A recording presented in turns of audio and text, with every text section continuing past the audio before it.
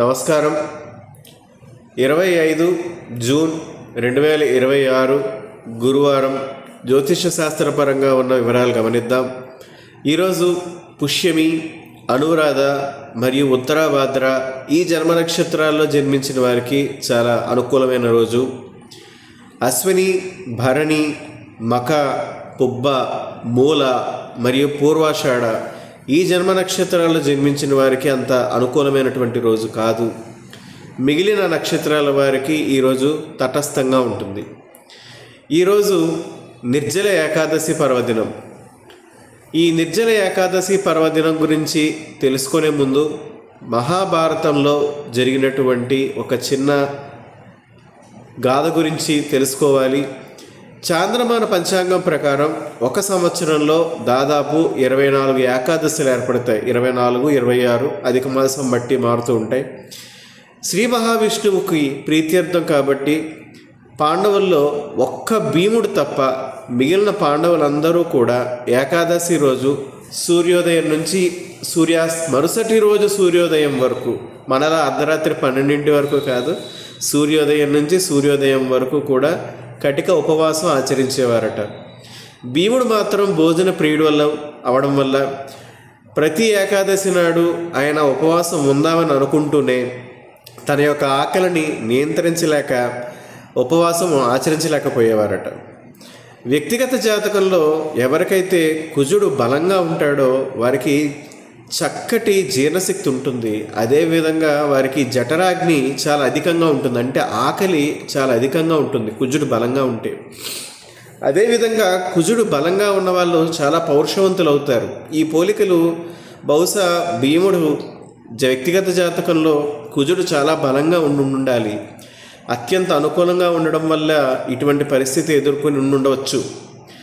ఒకానొక రోజు వేదవ్యాస మహర్షుల వారిని భీముడు తన యొక్క ఏకాదశి ఉపవాసం ఆచరించలేకపోవడం అనే విషయం గురించి వారి వద్ద ప్రస్తావించినప్పుడు వేదవ్యాసుల వారు జ్యేష్ఠ మాసంలో శుక్లపక్షంలో వచ్చేటటువంటి ఏకాదశి రోజు ఒక్క చుక్క జలాన్ని కూడా నువ్వు స్వీకరించకుండా సూర్యోదయం నుంచి మరుసాటి సూర్యోదయం వరకు ఉపవాసం ఆచరిస్తే మిగిలిన 24 ఏకాదశుల్లో ఉపవాసాన్ని ఆచరించినట్లే లెక్క అని వరం ప్రసాదించారట.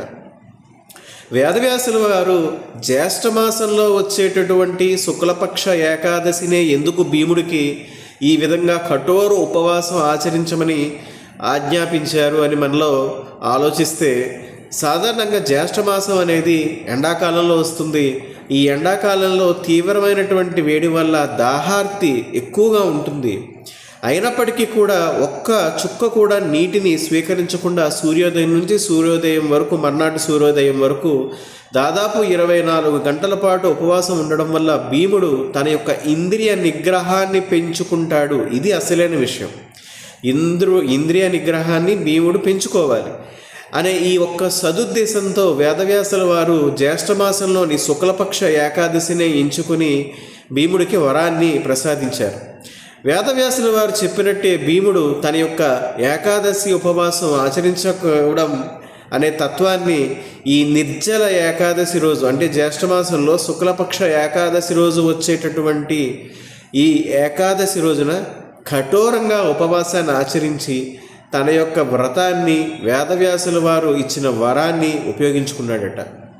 అప్పటి నుంచి సాధారణ ప్రజానికం కూడా మిగిలిన ఏకాదశుల్లో ఉపవాసం ఆచరించడానికి వీలు పడని పక్షంలో, లేదా వారు అంత కఠోరంగా ఉపవాస దీక్ష చేయలేని పక్షంలో జ్యేష్ఠమాసంలో శుక్లపక్షంలో వచ్చేటటువంటి ఏకాదశి రోజు కఠోరమైనటువంటి ఈ ఉపవాసాన్ని ఆచరించడం మొదలుపెట్టారు.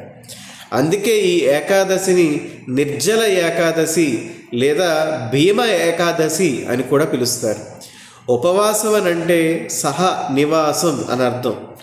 ఈరోజు విష్ణునామ స్మరణ కానీ, మీ యొక్క ఇష్టమైనటువంటి ఏ దైవమైనా సరే ఆ దైవం యొక్క ఆలోచనలతో మీరు ఎంత ఎక్కువసేపు మీలో మీరు ప్రయాణం చేయగలిగితే అంతర్ముఖంగా ఉపవాసం ఉన్నట్టే భావించవచ్చు. భీముడంత కఠోరమైనటువంటి చుక్క మంచినీరు కూడా తీసుకోకుండా అంత ఉపవాసం ఆచరించి తీరాలి అని ఎక్కడా ఏ పురాణంలో పేర్కోలేదు.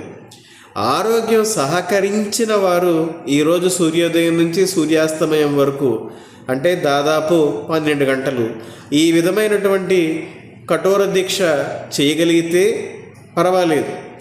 ఆరోగ్యం సహకరించని వారు నీళ్లను కూడా తీసుకోకపోతే డిహైడ్రేషన్ వల్ల లేని కొత్త ఆరోగ్య సమస్యల్ని కొని తెచ్చుకునే అవకాశాలు ఉంటాయి. కాబట్టి ఏకాదశి ఉన్న రోజున దేవుడి యొక్క నామస్మరణ ఎక్కువగా చేయడానికి, మీ మనసులో దైవం యొక్క ఆలోచనలు ఎక్కువసేపు రావడానికి ప్రయత్నం చేయండి.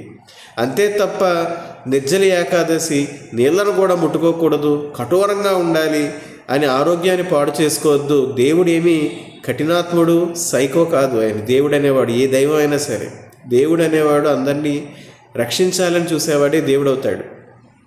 వేదవ్యాసుల వారు భీముడికి ఇంత కఠినమైనటువంటి ఉపవాసాన్ని సూచించింది భీముడు తన ఇంద్రియ నిగ్రహాన్ని పెంచుకోవడం కోసం అనే ఈ అంతరార్థాన్ని మీరు గుర్తించాలి. ఇంద్రియ నిగ్రహాన్ని కలిగి ఉన్నవారు జీవితంలో తప్పులు చేయరు, తద్వారా మరణానంతరం మోక్షాన్ని పొందుతారు. ఆ విధంగా ఏకాదశి రోజు ఉపవాసం ఉంటే మీరు మరణానంతరం మోక్షాన్ని పొందుతారు, పునర్జన్మ ఉండదు అనే నానుడి మనకి వచ్చింది. నిర్జల ఏకాదశి అని మాత్రమే కాదు, ఏ ఏకాదశి పర్వదినమైనా కూడా ఉపవాసం ఆచరించడం అనే ఒక సంస్కృతి వెనకాతల ఉన్నటువంటి ఈ అంతరార్థం ఇంద్రియ నిగ్రహాన్ని పెంచుకోవడం, ఇంద్రియ నిగ్రహాన్ని కంట్రోల్లో పెట్టుకోవడం. నా రిక్వెస్ట్ ఒకటేనండి, మన సనాతన హిందూ ధర్మంలో ప్రతి పర్వదినం వెనక ఒక నిగూఢమైనటువంటి అంతరార్థం ఉంటుంది. దయచేసి మన పిల్లలకు మన పర్వదినాల యొక్క అంతరార్థాన్ని తెలియచేస్తే వాళ్ళు ఉపవాసం అంటే కడుపు మార్చుకోవడం కాదు, తమకు నచ్చిన దైవనామ స్మరణతో తమలో తాము మనసులో సహనివాసం ప్రయాణం చేయడం అనేది అసలైన ఉపవాసం అని అర్థమయ్యేటట్టు తెలుసుకుంటారు. అలా వారికి అర్థమయ్యేటట్టు తెలియచేయాలని నా కోరిక.